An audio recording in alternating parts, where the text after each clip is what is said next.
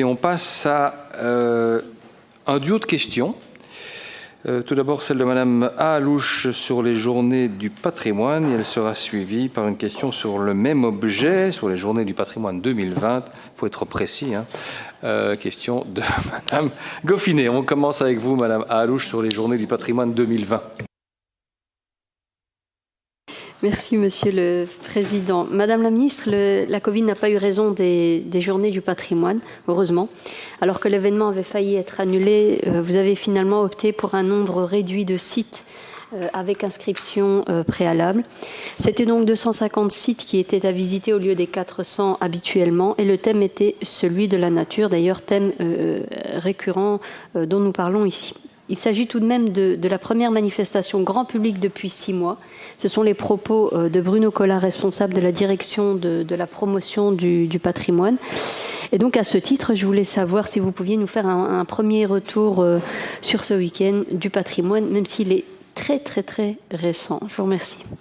Madame Goffinet, pour votre question identique, en tout cas sur le même objet. Mais tout à fait, Monsieur le Président. Bien, c'est vrai qu'on a eu un peu peur que ces journées du patrimoine ne soient mises quelque part au placard. Vous avez vraiment attendu un long moment avant de confirmer ces journées patrimoine un peu différentes, certes, puisque, comme l'a dit ma collègue, le nombre de sites ont été diminués, passant de 250 au lieu de 400.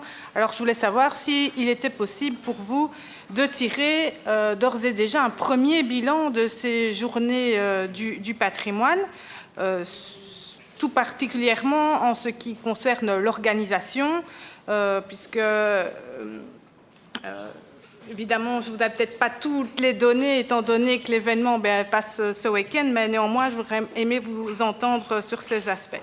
Et puis, à plus long terme, je voudrais savoir si vous envisagez des mesures de soutien pour permettre aux différents acteurs du secteur de patrimoine pour pouvoir continuer à accueillir les visiteurs, et ça, évidemment, dans le respect des règles sanitaires. Et enfin, y aura-t-il une aide pour dédommager des frais engagés par certains participants qui n'ont pas pu accueillir le public cette année-ci? Donc, est-ce qu'il y a une mesure particulière que vous allez adopter en la matière?